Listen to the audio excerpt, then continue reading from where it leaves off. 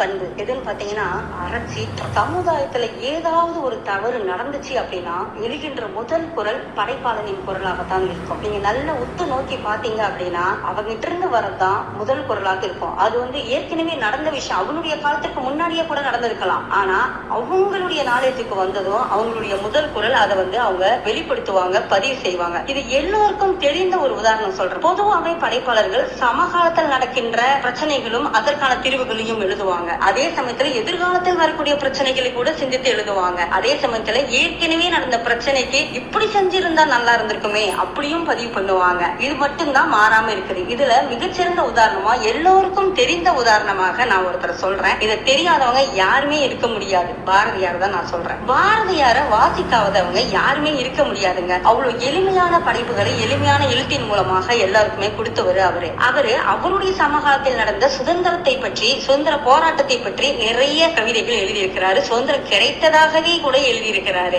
ஆனா எனக்கு மிகவும் பிடித்தது, இப்ப இந்த விஷயத்திற்காக பொருத்தமாக நான் சொல்றேன் பாருங்க, பாரதியார் எழுதிய பாஞ்சாலி சபதம் அதை எடுத்துக்கங்க. மகாபாரதம் நடந்த காலம் எது, மகாபாரதம் வந்த காலம் எது, ஆனா பாரதியார் பாஞ்சாலி சபதம் எழுதிய காலம் எது? எப்பொழுதோ பாஞ்சாலிக்கு நடந்த அநீதிக்காக பாரதியார் குரல் கொடுத்தார். பாரதியார் முழுக்க முழுக்க மகாபாரதத்தை எழுதல, ஒரே ஒரு அந்த பாஞ்சாலி சபதம், பாஞ்சாலிக்கு நடந்த கொடுமைக்கான அந்த கட்டத்தை மட்டும்தான் அவர் பதிவு செஞ்சாரு. ஏன் அதுல எவ்வளவோ கட்டங்கள் இருக்குது, அதையெல்லாம் பதிவு செய்யல. அப்ப ஒரு படைப்பாளி, ஒரு அநீதி, ஒரு அறச்சீற்றம் அது பாரதியார் கிட்ட வெளிப்பட்டுச்சு பாத்தீங்களா? அதுல முக்கியமா அவர் கேட்கிறாரு, அது பாரதியார் தான் கேட்கிறாரு, ஆனா பாஞ்சாலி கேட்பதாக வருகின்றது. அந்த சேவகன் உங்களை அடிமைப்படுத்திட்டாங்க, உங்களை சபைக்கு கூப்பிட்டாங்க அப்படின்னு சொல்லும் பொழுது என்ன பணையம் வச்சுட்டு அவர் தோட்டாரா, அவர் தோற்ற பிறகு என்னை பணையம் வைத்தாரான்னு கேள்வி கேட்கிறாங்க. இது பாரதியாரு தான் முதல்ல சமுதாயத்துல இந்த கேள்வியை ஒரு பெண் கேட்பதாக பதிவு செய்கின்றாரு. அப்ப அவருடைய நோக்கம், அந்த அறச்சீற்றம் எப்பேற்பட்டதாக வருது பாருங்க. அதுவும் அந்த கடைசி வரிகள், அந்த பாஞ்சாலி சபதம் முடிக்கின்ற வரிகளை பாருங்க. அந்த சபதம் எல்லாம் சொல்லிட்டாங்க,